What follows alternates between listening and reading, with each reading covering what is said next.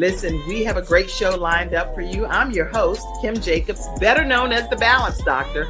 And all of our guests that come on, they're either people that have overcome some tremendous odds in their own lives as they balance this thing called life, or they're experts and they're here to share tips and strategies that will help you better balance and manage your life. Grab your virtual seats and let's get ready for some real relevant and relatable content on today's episode of The Kim Jacobs Show.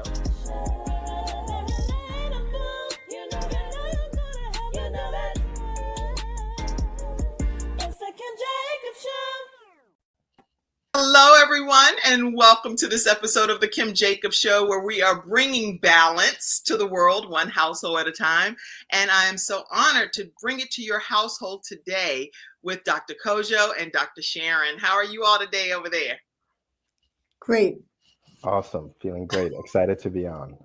I am so excited to have you all on. And where are you guys located? Because I know we talked backstage a little bit, but I'd love to hear, Dr. Kwadjo, where are you located? I am located in New Milford, New Jersey. Okay, so it's kind of cold out there. Yes, you can say that. Yes, and I can tell you one time I was in New York City area and close enough to New Jersey, and I went to just scratch my leg because my leg was itching. I was like, oh, do you know it was freezer burn to the point where it ripped some of my skin off? I said, you know what? This is too much coldness out here. Wow. Isn't that crazy? Yeah. Really is. Anyway, Dr. Sharon, where are you located? Well, I'm an expat New Yorker who is now in Sussex County, New Jersey, which is the northwest corner. A little higher is New York, and a little bit to the west is Pennsylvania. So we can drive to New York or Pennsylvania in 20 minutes. Oh. So we're far out from, we're in farm country. Okay. Well, you have the best volume, and anybody in the studio audience, you can attest to this. Put some comments about Dr. Sharon's hair, because it's like big, beautiful, bright red volume. You could be on, I don't know if you know this. This is a way aside. Sorry, Dr. Kwadjo. I know you're like, I know they're not getting ready to start talking about hair. Go ahead. But listen, you could be on those like QVC commercials. I saw one recently, and they were pulling their hair out with some volume brush, and I was like, that was amazing. And it was every nationality, African American, Caucasian, Hispanic, Asian, you name it. They were volumizing their hair. Do you do that? No. No. I do this. That's the free version, right? All right, y'all, listen, let's get serious. This is not what we're supposed to be talking about today. I am just so honored today to have these two amazing guests, and I would like to introduce them to you. We're talking today about Between Two Worlds, creating a bicultural identity. That's what we're actually discussing today here on the Kim Jacobs Show.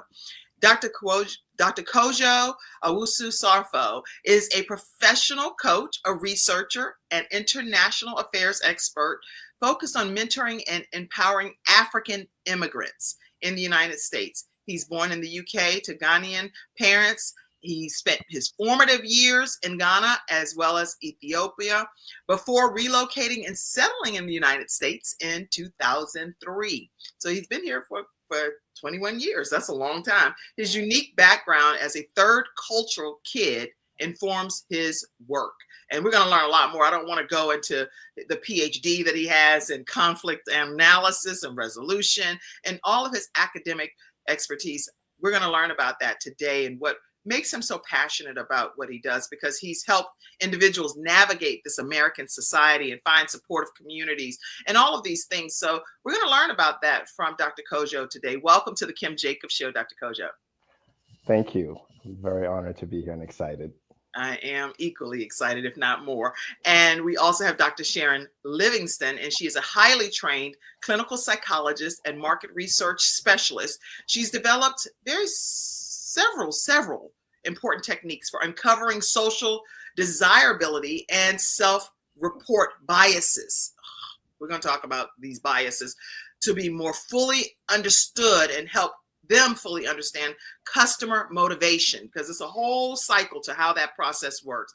Her Sharpen the Focus moderator program has trained hundreds of moderators in structuring qualitative research to ensure ideal group dynamics while exploring a respondent's deeply held brand perceptions, opinions, and emotional needs. We're going to talk a lot about this, y'all. So get your minds right. Welcome, Dr. Sharon Livingston, to the Kim Jacobs Show.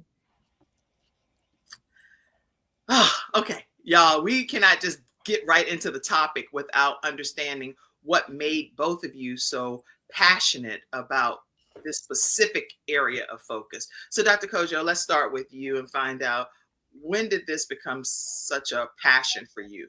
Tell us more about your backstory, where you came from, and what brought you to the United States. Just talk to us a little bit. Okay.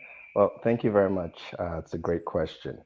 So, as you know, that I did a little bit of I did some middle school in Ghana, and then my dad got transferred to Addis Ababa, Ethiopia. My dad actually used to work for the United Nations, and so I spent about 6-7 years in Ethiopia, and so in Ethiopia, I actually went to an American school called the International.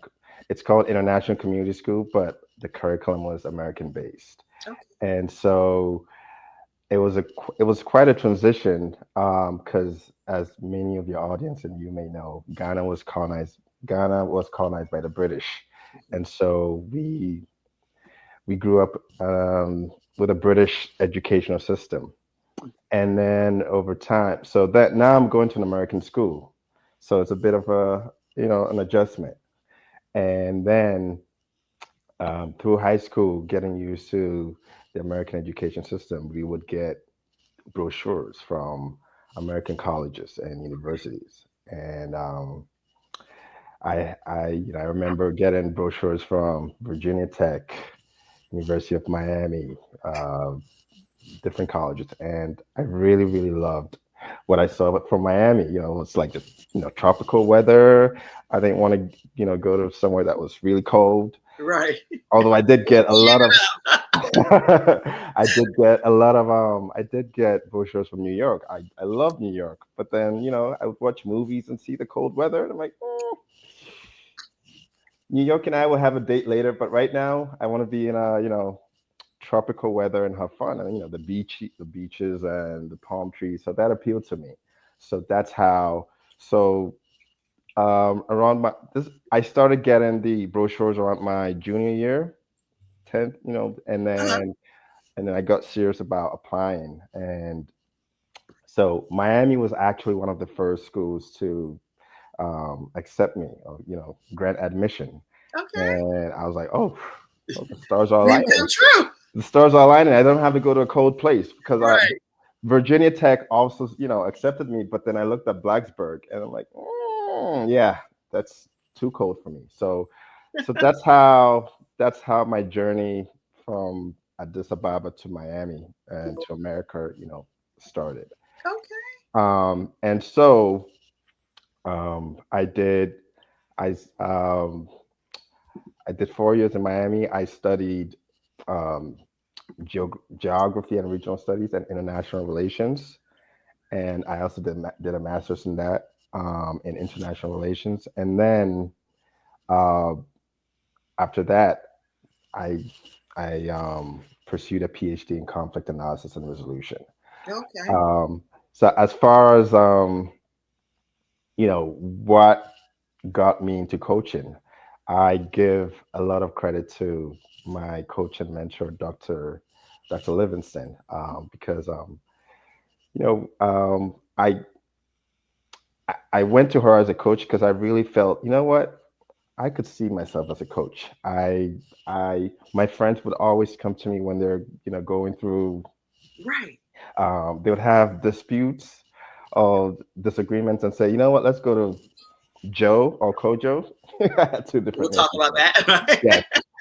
Joe, what do you think? Or Dr. Kwadjo, what do you think? And I would have a lot of pressure, but I would come up with some kind of calm, reasoned solution to the problem. And they may not always be happy with what I came up with, but it it was enough for everyone to get along and get it going and be friendly to each other. So I discovered, you know what, I might have this gift. Some of my friends would nickname me the diplomat. you know, um, Well, and you've been called the diplomat for a long time. for a long time. So I said this is something you should hone. So when I met Dr. Livingston, and I actually was attracted to her work because I saw some kind of advertisement for, a coaching program that she was offering to professionals. And I said, wow, this is something that I should really take advantage of. And so that's how my relationship with her started. And she, through our work, she said, you know what, you'd be a good coach. You have a good heart. You're well, you you speak truth and you're kind. You would be a good coach. And And you're so, say that again. and you're funny. Oh, yeah, that too. Well, Thank you. you Thank you. use your humor so well to kind of like, bring things down when people are upset. And I think that's great. Thank you. I appreciate that. And so then it was about, okay, so what kind of coach are you going to be? And we sat down together, and she said, you know what? Well, you've been here, through all your experiences. You like helping people. Like, you can actually be a coach where you're helping people through your own struggles, your own challenges. And I said, that's actually a great idea. So then I started thinking about my early years in Miami, as a freshman.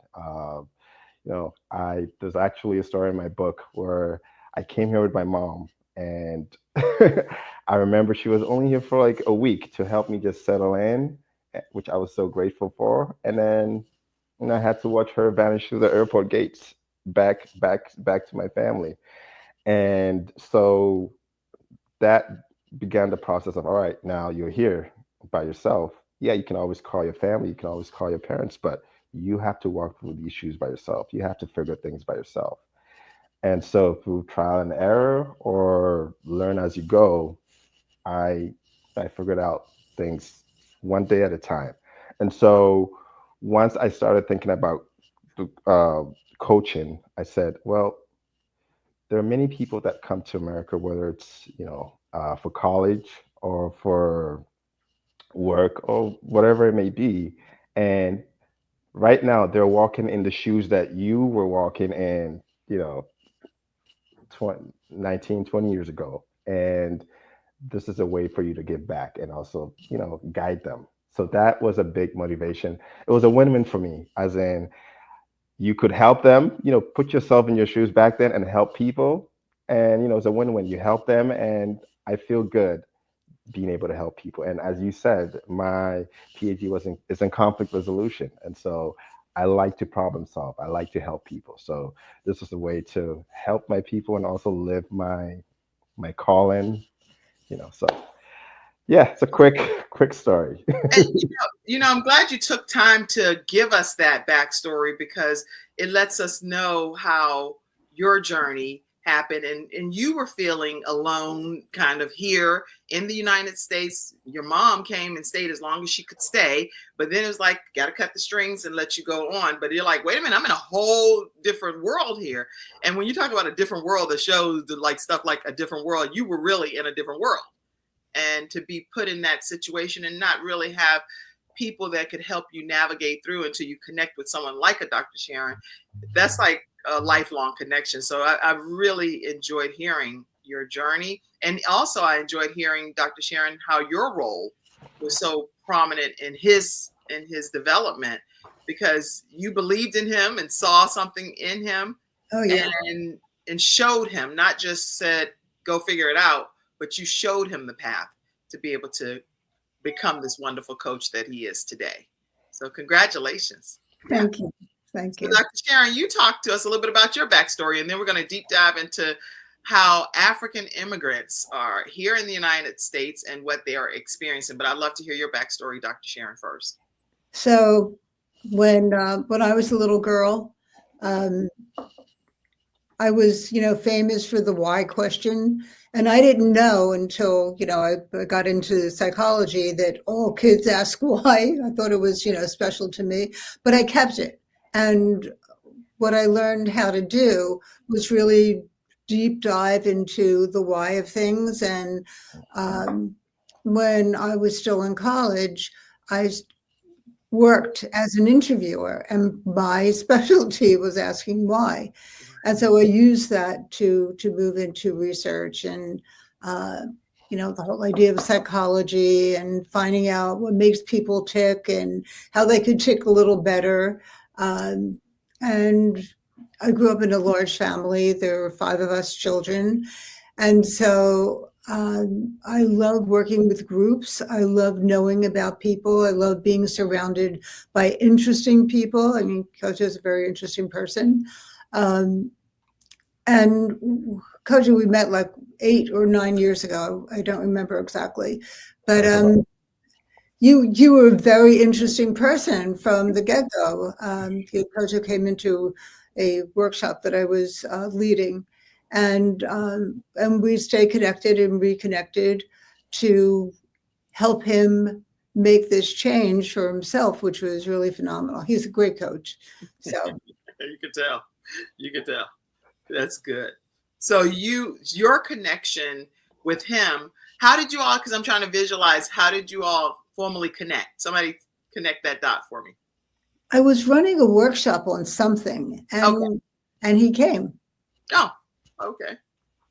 And so he just showed up. So it's so important to show up. Now, did you show up because, Dr. Kwadjo, that you thought this is a training that I can benefit from, not knowing what the outcome was going to be once you walk through the doors, correct?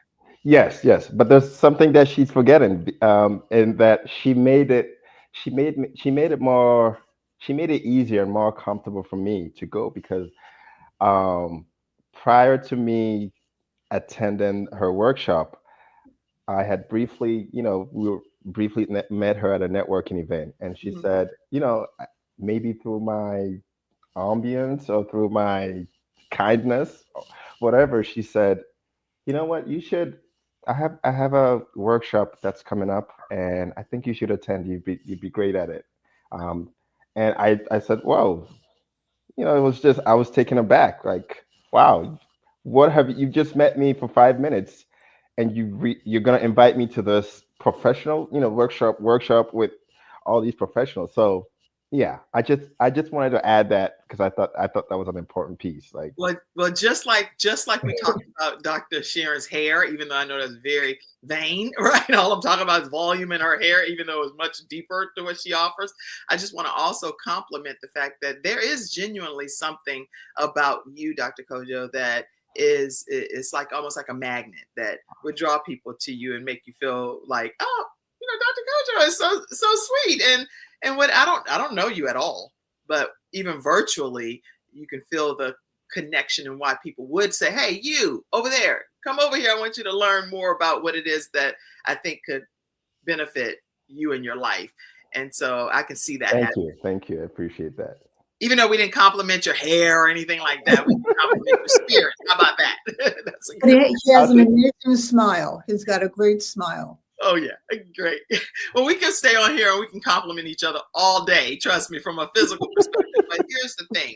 Today, we're talking about these 2.4 million, according to statistics. There are about 2.4 million African immigrants in the United States, and it continues to increase every year. So there are people that are here coming into the United States, a rack of them, that need to have some level of synergy and understanding of how they can merge into this American society. So let's talk about what are some of the challenges from your perspectives that are challenges that these immigrants are facing when they come here into the United States. Okay. So thank you for that. It's a great question. I think, well, I didn't have to experience that because I did my research and landed in Miami, but the weather is a lot of African immigrants are coming from tropical, not too cold places, and then they they show up in America and they have to deal with the weather. So that's now that doesn't stop them from living the life that they want to live, but it's still a challenge that they take into account. Yes. And so I just wanted to make sure that that's put that out there. And then when you come in, it's I think you realize that America is so multicultural. There is, like even when you start filling out applications, Mhm. you start seeing, okay, are you black? Are you white, Latino, Hispanic, Indian? So when I've talked to a lot of African immigrants, they would say, I started to realize that I was black. Like, yeah, when you're back in a lot of African countries, yeah, you're black, but you're among so many other black people. But Right. now, especially dependent on where you arrive first at, you realize, oh wow, I'm a black person in the midst of other races and other cultures. And then you also start there's also the language, like you get this a lot. Oh wow, you have an accent. You're like, that's because I'm from my area. But I really, Right. So um adjusting to the different accent and how people speak and the words that they use. And there's actually a funny Dr. Sharon will get a kick out of this. I remember when I first came, I went to a fraternity party, and first off, there were people cracking jokes. There were a lot of jokes being made, but right, and everyone was laughing, but I wasn't laughing. So I'm like, wait, what is wrong with me? Why am I not finding this as funny as all these other people? right. And It's like, what's going on? so I thought there was something wrong with me then, but it was normal. You're different. You're still getting to know your surroundings. That's right. And then I remember I was asked a question and I was just telling a story, and my audience didn't quite believe what I was saying. Okay. And they said, get out of here. Right.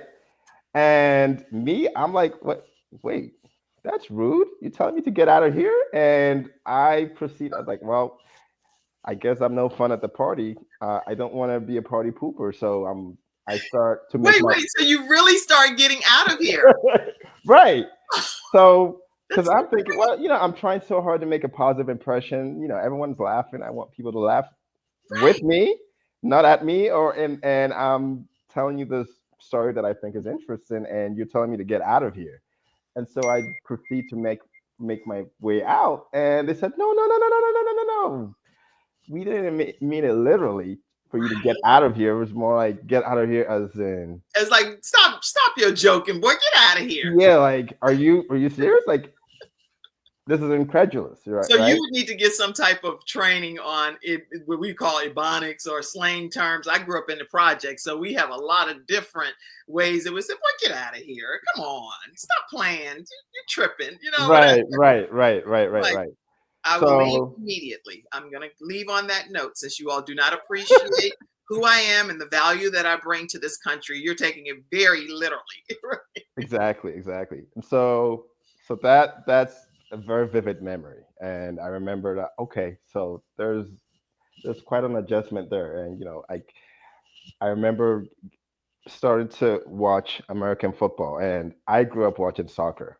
And the only breaks you have in soccer is halftime. And I'm seeing, there's so many stoppages, and there's like all these yellow flags. I'm like, I've seen something yellow in the soccer, but it's a card, not a flag. There's so many different things going on. So that now I do watch football now. I love American football, but in the beginning I was like, what kind of sport is this? It's like how does the audience even concentrate when there's or So many stay focused? blocks. There's so many stoppages. There's so many commercials. Like when I'm watching soccer, the only time I get commercials is halftime. you know. Right. So and then it was only through watching American football that I started to understand the phrase like, oh, stop playing Monday morning quarterback. I'm like, oh, so that's what it means. Monday, now you're trying to you're criticizing or trying to be the smarty pants after the event.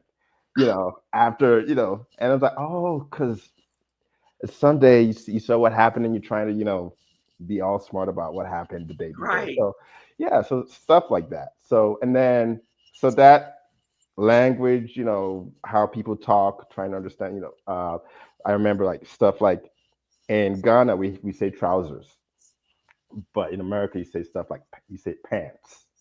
A So I lot would of say, different little right. that So you have I would tell people, oh, wow, I like your trousers, and they'll say, what is that? Oh, he means pants, stuff like that.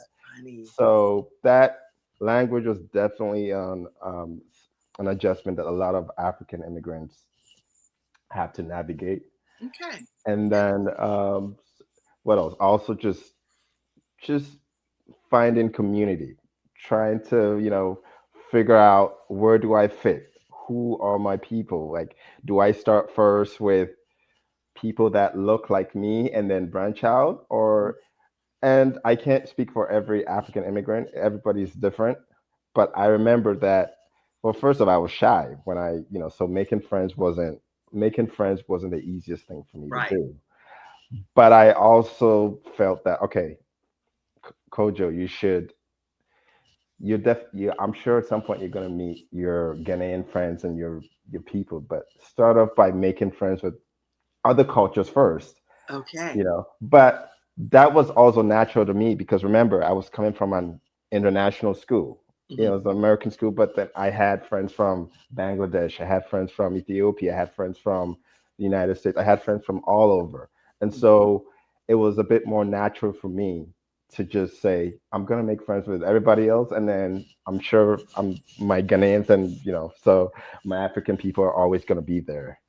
So just just by walking around campus, I would say hello and say hi. That made it easier for me to find some semblance of community. Okay. So yeah, so depending on where you live, whether it's an urban area or suburban or big city, finding that community can be challenging or can be seamless.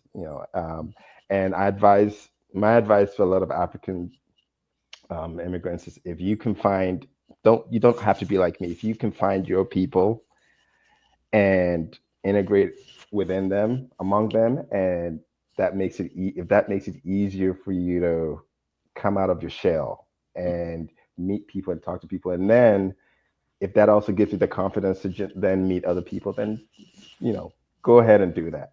That's So, good. right. And then the last thing is, I had to get used to American food, fast food, and just Okay. getting fast food and then get into walk into class. And I remember I did gain a bit. I got my freshman 15. Not to say that all American food is bad, but I did get addicted to Oh yeah. fast food quickly. And I used to back home. There was food prepared at home, and so stuff like that. Language, There's a lot of weather, food. No, that's a few of the things that I can bring up. There's a lot more in the book, but just okay. I mean, so language, food, communication, joking, and just bantering back and forth. That all of those things based on the culture, whether it's African. In this particular case, we're talking about African immigrants, but imagine any nationality when they're coming into the United States and they're trying to cross some of these cultural barriers. It's so cool hearing about other cultures. Yes, it is, Mackenzie. I agree. I'm learning so much just today about your culture. And one thing, Dr. Sharon, I would love to hear, because it sounds like you've played a key role in Dr. Kojo's life and helping him even sharpen his overall skills. What do you do with your program that I think Sharpen the Focus moderator program? What do you do to help not only African immigrants, but any people sharpen their focus and understand more about who they are and the dynamics of who they are as individuals? So I teach them, first of all, I teach them how to get comfortable and to be their unique self, even if it's different from other people. I mean, one of the things about Kwadjo is that he makes everyone feel comfortable. Like, he can talk to anybody and they go, thank God I'm home. Like, he makes people feel at home. Right. So when I'm teaching them group skills, and when they're learning how to run a meeting, run a group, there's a big deal about being comfortable enough that you let people depend on you. And so I'm teaching them how to do that. And then you can build in all kinds of, do you want to ask them questions about something? Do you want to learn about this aspect of life? Running a group and having people talk from their heart and their mind, to marry those is the skill I think that I bring. I think you do a great job of bringing that skill, especially if it brings out what happened with Dr. Kwadjo's life already. And so when we met and we were talking about coaching, I knew immediately that he was a natural for doing that. And so we went through my coaching course, which is part of that whole thing of Sharpen the Focus. And he learned to be a coach. He did a lot of practice. He had so many interesting things to say that you can't even do in a show like this because, like you're on camera, so you're thinking about being personable, saying all the right stuff, but there's so much right stuff. And he put that all in that book. And so I think that's a wonderful gift that he has given the world because so many people come here and don't know what to do. And this helps you realize what to do even before you come, even to think about it while you're still in the other country. So that's good. So when you're talking, Dr. Kwadjo, about balancing life, I want to put this image up. This is actually an image of your book, Between Two Worlds, African Immigrant in America, and the culture, the language, and the work. So in this book, it sounds like you're helping them balance and navigate being here in the United States. What tips, or like maybe give us just at least 2 or 3 tips on some things that you would share? We want you to get the book. Now that is what needs to happen. First of all, how do they get the book? Let's start there for a second. How do they get this book? Thank you, Dr. Connie Green, saying this is good information. I see She has a show called Wisdom Tips with Dr. Connie Green, everybody. All right, go ahead. How do they get that book? So you can get the book. The book is actually on Amazon. You type in Between Two Worlds and African Immigrant, it should pop up. And so right now it's available in hardcover and paperback. And it's the holidays and it's a promotion. We have a very kind of generous promotion price for the paperback at $5.95. So I encourage everybody to take advantage of this price. It won't be this price forever. So please take advantage of it. Get a copy for yourself. Get a copy, a gift for your friends, and it's a great Christmas gift. Yes. And it's a good gift to be able to encourage people to understand just one segment of a culture. It's not even just that, we all are encountering at least 2.4 million African immigrants here in the United States, minimum, okay? So just because you see someone that has a certain skin color does not mean that everyone's, they should understand because they're Black. Or it's like, no, we should all be sensitive and considerate and empathetic to all of the different cultures that make up our communities. And all of us live in these different communities that make up a wide variety of people from all nationalities. So what are we doing that's offensive, that's aggravating, that's stereotypical, things that would make people feel like, why is everybody treating me like this? And sometimes the conversation, and I'm sure we could turn this into more like a Housewives of such and such show and turn it into something real dramatic here if we wanted to.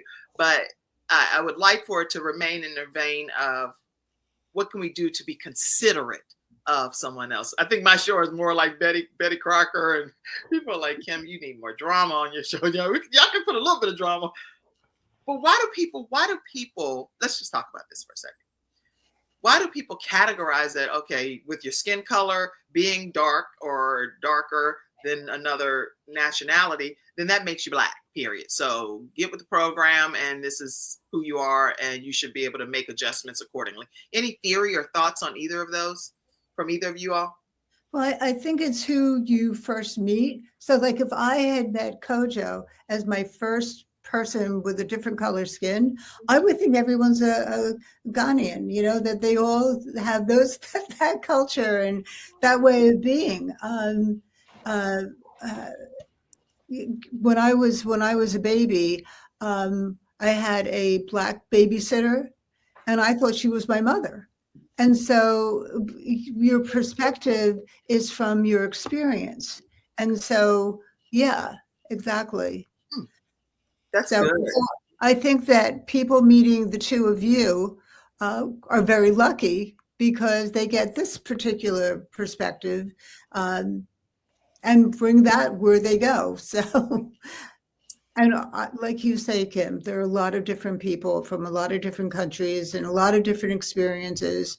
I moved from New Hampshire back to New Jersey after many years of being up in New Hampshire, and I had to adjust just from one state to another.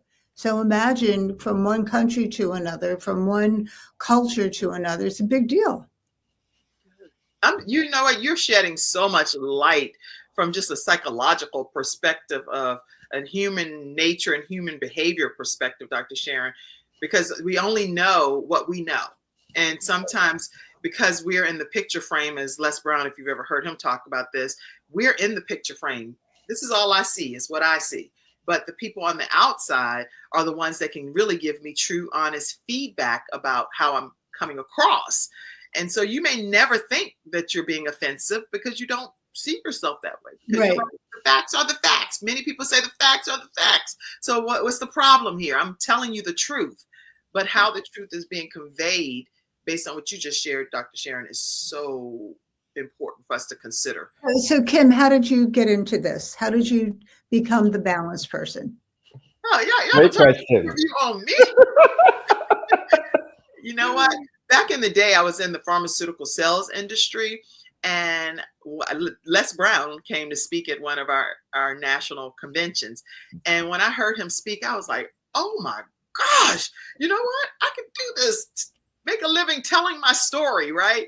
And so I hopped in the car with him at the event, him and his entourage, spent the day. That's why I hate when people, have all these bad stigmas, because he was such a gentleman, never disrespectful or anything at all. And I'm so honored to be able to say that in honor of Dr. Les Brown, because so many people from all over the world, people have things to say about some of the different celebrities and how they may take advantage of young women and different things. He never did that with me. So I just want to put it out there that Dr. Les Brown is just an honorable man.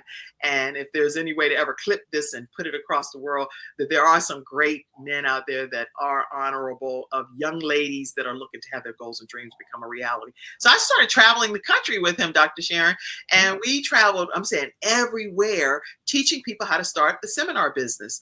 And ultimately, I was like, oh, I would love to do a talk show. So I started emulating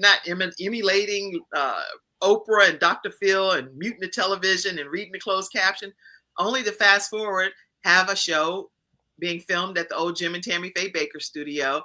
And PBS picked me up as one of the shows that was, there was a whole crew of people, lights, camera, action, all this stuff.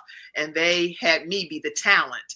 And we started a show called Daily Balance with Kim Jacobs. And wow. Jim and Tammy Faye Baker studio. So that's how I started. What a wonderful story. I love that. Yeah, so dreams can come true big time. I believe that with my whole heart. And it brings me in the presence of kings and queens like you all. So I'm grateful and honored to have you here today. If you would ask Kwadjo and I know we would both agree that you're fabulous. Oh, thank you. And you know what? All I want to do is let my light shine and salt this earth, leave no stone unturned to do whatever I can to help bring balance to people's lives. And when I say balance, I'm not saying that it has to be looking like it's perfect, because there are some seasons in our lives that look like we look way out of sync to society, but really we're exactly where God has us to be in this particular season of our lives, and He already knew it would happen. So, you mind if I add something? Or because first up, thank you for your story. Very inspiring story, and very glad to be in this show.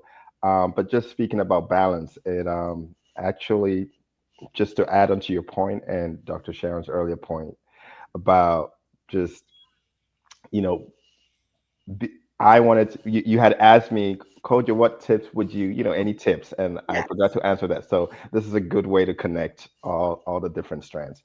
I think that a good tip is just for African immigrants and just for everyone in general is just being open-minded.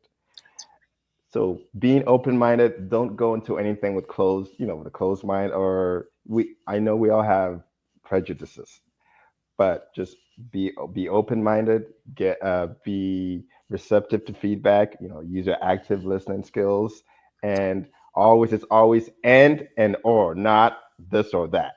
And why do I say that? For me, I felt it was a bit easier for me because I went to a school with so many different nationalities and different cultures, and so I had no, and so from a young age, I had no, I learned to be open minded, and so that helped me when I came in here. Like, oh yeah, I'm black, but well, there's other Africans here, there's Hispanics here, there's white people here. Go celebrate whether it's St. Patty's Day, Thanksgiving. Yeah, you've never watched American football. You initially thought it was a silly sport with all these stoppages, but check it out. Commercials or no commercials, check it out. So that open-mindedness, I feel, helped me become a more balanced individual. that's So good. just wanted to add that. And then the other tip that I would add is also, I think it's connected to this, is that when you're coming into a new place, we all have our insecurities. We all have our fears. Are they going to accept me? This is a new place. Is that just come in, have a positive outlook of yourself. Just know that, hey, I'm proud of my culture. I grew up from good stock. My parents raised me the right way. Mhm. Everybody has something to offer in America. Everyone has a story. I'm coming in with my positive story and something positive to add to this, salad, this melting pot.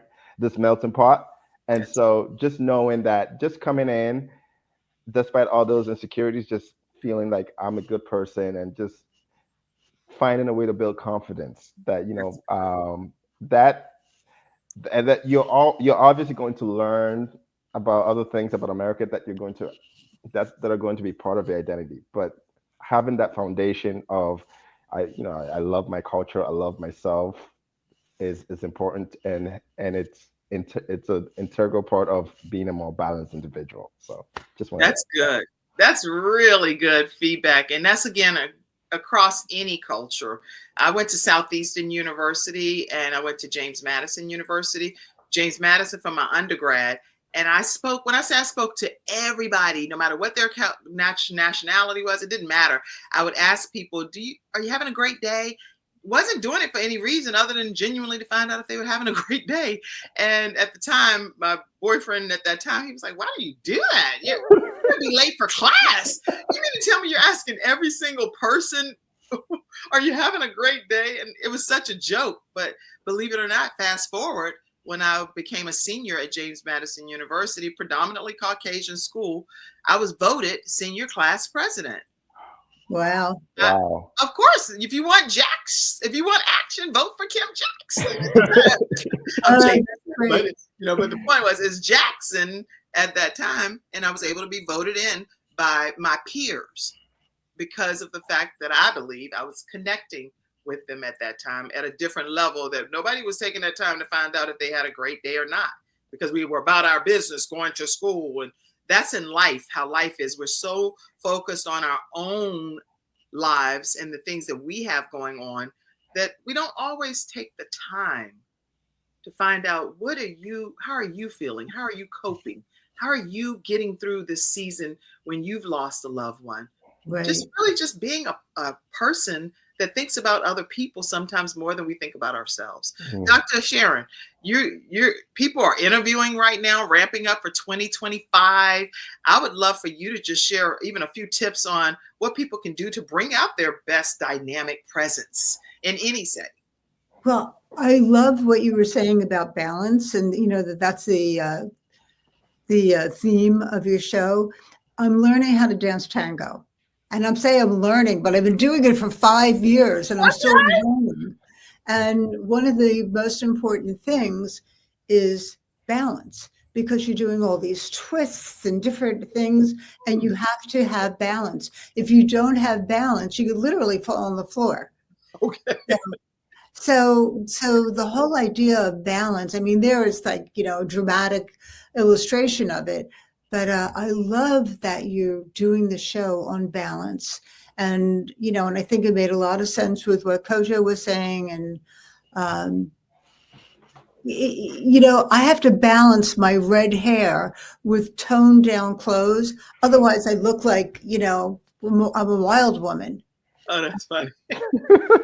It's like people know me for my red hair, and it comes in handy sometimes and other times not, so the idea of balance is a wonderful thing. And how one finds their balance, you need to take a look at the things you like to do, the things you don't like to do, the things you have to do, and work with them in ways that will have a good result. And you can only do that by kind of looking at them and seeing, the effect of them. So that's one tip I would give. That's a great tip. And yeah, a great tip. Actually, when you talk about hair, I had my gray had started showing. I was like, I don't care what people think. I'm keeping my gray. It's cute. I'm 54. I embrace it. And all of a sudden one day I was like, girl, bye. I'm going to go ahead and put a little rinse in there and get that gray. Now I'm like, all my gray edges are just darker brown, my regular original hair color, right? But it rinses out in 2 or 3 weeks. And then people know me for the glasses, even though sometimes we're known for something that we never intend to even be known about. Exactly. I'm using these as reading glasses, nothing more and nothing less. But now it's like, where are your red glasses, Kim? I'm like, what? The red glasses are just because I need them to see what y'all comments are.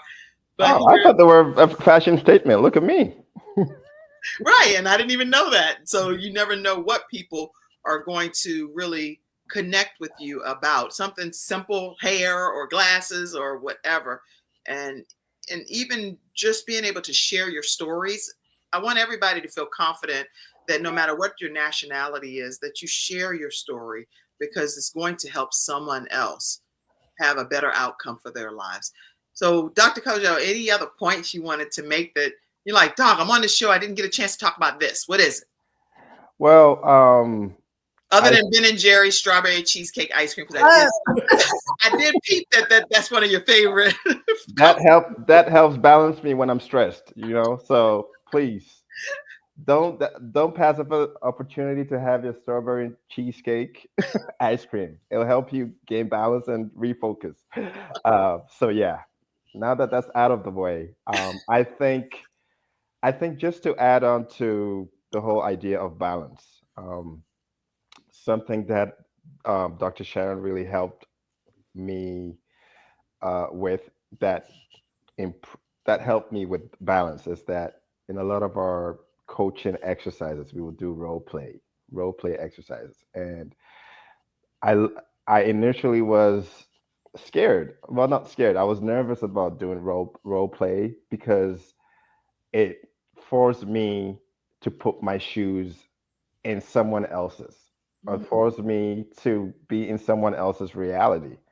And so I was scared, like, wait, you're telling me to be you and you to be me, but I'm not sure. I'm not as experienced as you as a coach. How can I play you? Or right. you don't, are you sure you know how I feel or what I'm feeling at this moment? How can you play me? So there was a lot of hesitation. There was a lot of nervousness. Yeah, I was like, well, you know what? I'm trusting you that this is going to pay off. Right. So, through our role play exercises, I learned, oh wow. So it helped me to, become a more balanced person, to gain more empathy, to really see things from other people's perspectives. And so I think that's definitely something that jumps out to me. Like I actually realized that back in the day, I would actually I did a little bit of role playing because I would watch basketball games, and Right. I watch Kobe's brilliance or LeBron, and then I would have, let's say, a little piece of paper and then trash and say Kobe. This is me role playing as Kobe. Okay. So I've been doing a little bit of this already. Right. Just trying to be in the mind or in the world of Kobe Bryant for 1 second. Now I wasn't always successful at making a basket like Kobe, but it was my way of, wow, okay, so this is just, I've been doing this role play thing a little, for some time. I just didn't think it was role play. So I think I'll just add to that helped me with just being a more balanced individual. That That's so good. anybody can come to me and tell me something, and I try to, in my way of trying to understand them better or gaining more empathy. I try to walk in their shoes and role play. Like, all right, so this is how they feel. He or she feels. This is what they would say in the situation. Blah blah blah blah. So I love that. I just love how you all are approaching the concept of considering people from all walks of life. This right here would just make the world a better place if we do exactly what Dr. Kwadjo and Dr. Sharon are sharing here on the Kim Jacobs Show today. Dr. Sharon, any other thoughts you had that you wanted to share as well? I think that one thing that makes a good coach is having intuition, having comfort with your intuition. Like the three of us are highly intuitive. I can tell just, in this short amount of time. And I knew that with Kwadjo, like right away. And that kind of intuition and awareness of it allows you to do, the role plays. Not everyone can do a role play. They go, they can't do it. You want to do a role play together right quick before we, because I'm a big role play person. I love role playing. So finish your point, and then we're going to do a role play. Go. Keep on. Okay, go for it. I basically said it. That was good. Oh, I cut you off though. You sure you don't want to say No, a good coach is intuitive. And so if you're looking for a coach, you want to find someone who's got that sensitivity. And you'll know it because you feel like they're reading your mind. And the reality is we read each other's minds all the time, but some of us know it and others don't. So that's good. Good. Yeah, I hope that you all are taking some significant notes in the studio audience. And definitely this show, the Kim Jacobs Show, now airs on Roku and all of the different on television devices and stuff. So make sure that during the holidays, if you get a chance, check this episode out right on Roku and Fire Stick, all of those things. So we're there. Okay. And we're in 100 countries through CTR Media Network. So thanks to CTR Media Network, we're able to stream in over 100 countries and 350 million households throughout the world. So please make sure y'all take advantage of subscribing and being a part of everything that the Kim Jacobs Show is doing. All right, let's do a role play. Wait, somebody want to paint the picture? Maybe give us a picture out of your book, The Between Two Worlds, y'all. If you have not gotten this book, it's available in paperback copy with all the Black Friday and all of the different sales that's happening throughout the holiday. You want to grab this book, Between Two Worlds, right on Amazon and get it at a very discounted rate and learn how we can consider African immigrants that are transitioning here to the United States and make them feel a lot more welcome in our culture. Okay, go ahead. Okay, so somebody is a Ghanaian mother who is helping her child to make a decision about coming to America or not. Mm-hmm. Somebody, okay, so Kim, why don't you be the new immigrant, the kid? You're going to be the kid. You're a young man. You're a young man who is a little bit nervous about it, and Kwadjo, you're the mother, and you are trying to figure out whether or not this is a good decision and helping. So one of the two of you do it, and I'll ask questions. Okay, so I'm the son, and I'm talking to my mom. Right. Okay. And we're still in Ghana. Yeah. Okay. And you're like 15 years old. Okay. Okay, let me put some different color glasses on. Everybody only know me for my red. Oh, there you go. Much better. Okay, wait. Let me see. I really like role playing. Give me a second. Let me get something else. Give me a second.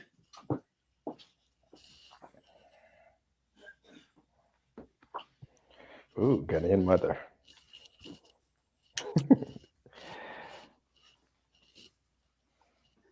Should be fun. Looking forward to it. Good. Okay.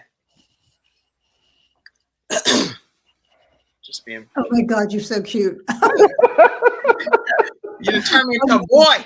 I gotta get a whole different look going here. Okay. It's great. It's great. All right. So let's get serious. Y'all got me. Okay. So. Okay. Mom.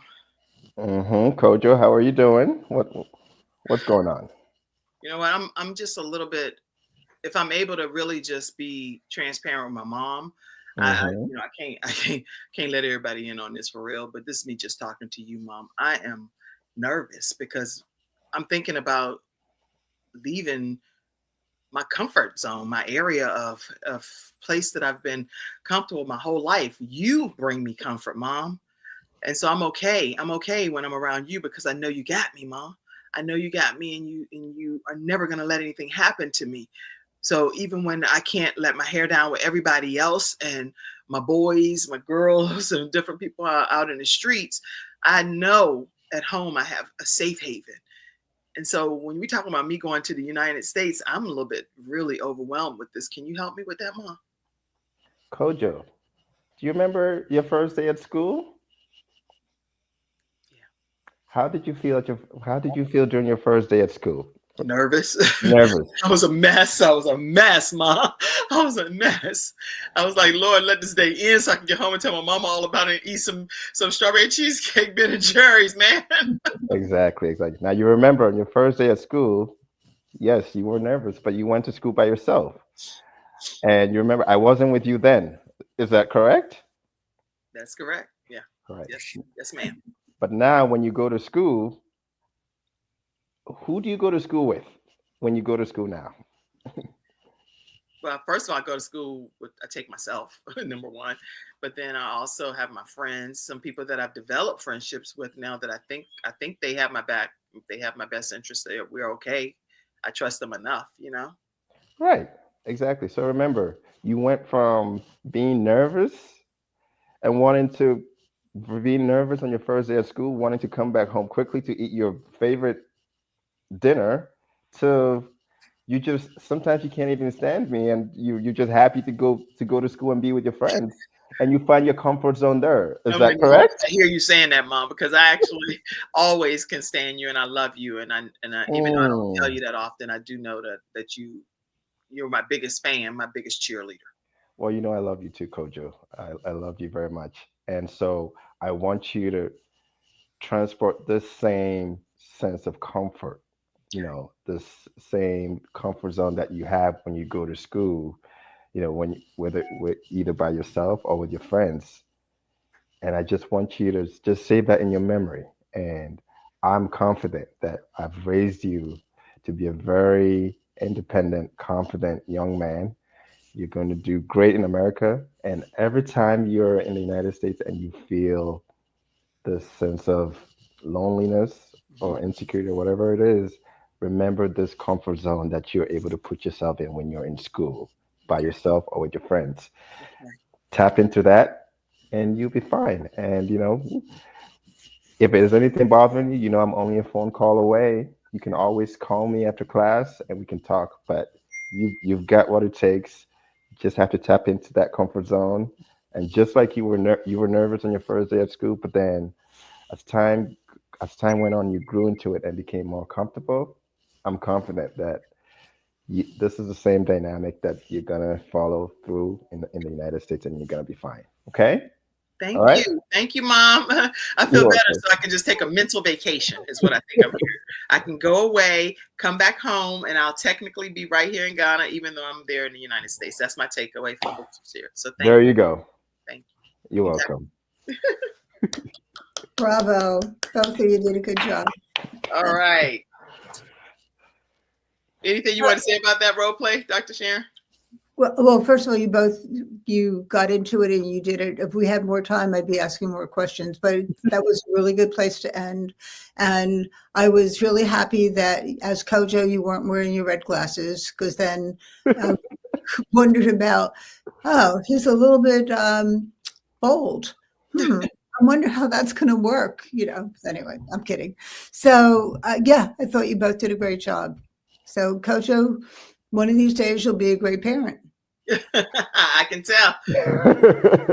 Kwadjo, are you not a parent yet, Kwadjo? No, not yet. Not yet. You will be a fantastic. Are you not a husband either yet? No, not yet. Oh my gosh, y'all. Now, let me turn my red glasses sideways. Not that I'm playing matchmaker here on the Kim Jacobs Show, but y'all, and you know what? The Bible talks about a man finding a wife, then he finds a good thing. So if you want to be found by Kwadjo, this is how you stay connected. That's so funny. It's like now and put you out there on a whole matchmaker situation. But anyway, Dr. Kwadjo. Oh, Dr. Kwadjo. That's Kwadjo, you're going to be overwhelmed now. All you got to do is email Dr. Kwadjo. Oh boy, look what you've done now. KWADJO@gmail.com. Dr. KWADJO@gmail.com, and phone number is 786-301-2797. Again, 786-301-2797. And I say that because we have audio podcast listeners as well. So anywhere that you get your listening downloads, you can also download the Kim Jacobs Show and revisit this episode. And to stay connected with Dr. Sharon, you'll go to Dr. Sharon Livingston at gmail.com. Again, that's doctor, and doctor is DR in this case, DR Sharon Livingston at gmail.com. 201-739-4700. 201-739-4700. Any closing comments, y'all? We're going to get on off this show. It was fun. Ladies first. Dr. Sharon? It was fun. It was really fun. So you did a great job of bringing us out. Thank you so much for being here, Dr. Kwadjo. It was great. I had such a great time. Remember, don't forget, I'm Dr. Kwadjo. I can help you. I'm a good coach. And yeah, my book would be a great gift too. It is going to definitely be a great gift. Make sure you know that if any episode of the Kim Jacobs Show has been a blessing to your family in any way, please take a moment to just Cash App Kim Jacobs Inc. Or you can even do a PayPal, paypal.me/Kim Jacobs Inc. We have Venmo at the Kim Jacobs Show. And we also have Zelle, which is 704-962-7161, and is scrolling on the screen below. I am a new pastor, for those of you that may not know that. And we've only been a church for 1 month. So please know that we are at the Brownstone Signature Events venue in Charlotte, North Carolina. Now, again, this streams in 100 countries. So if you're not in Charlotte, North Carolina, you can do it online as well and participate in our services virtually, because we do stream them every Sunday at 10 a.m. But if you're local to Charlotte, go to 12080 University City Boulevard. It's about 10 minutes from UNC Charlotte, and you can come and be a part of our worship experience as we stand on the promises of God. And that's every Sunday at 10 a.m. All right, everybody, that is our episode today. Get this book on Amazon, Between Two Worlds: African Immigrants in America, the Culture, the Language, the Work, all of these things that Dr. Kwadjo outlined today. What do you want readers to walk away knowing? Tell us that last point. That we African immigrants have a lot to offer to America, and we add value. We're just like everybody else, and that we appreciate the United States, and we're happy to be here and to add to this great American story. Well, thank you. And thank you for taking the time again to be here today, both of you. You're amazing. And I'm so honored to have hosted you here today. All right, everybody. Thank you, Mackenzie. Everybody, enjoy your Thanksgiving. If you're watching this as a replay and it's after Thanksgiving, enjoy whatever time you have with your family and friends. And I love all of you all. I'll see you again Monday through Friday at 11 o'clock a.m. Eastern Standard Time right here on The Kim Jacobs Show. God bless you all and love you all. Mackenzie, take it away. Thank you for tuning in to today's episode of The Kim Jacobs Show and for being in the virtual studio audience. Your presence truly does make a difference, and I look forward to you bringing your friends and family to join you in the virtual studio audience Monday through Friday at 11 o'clock a.m. Eastern Standard Time. I look forward to seeing you and make it a great day.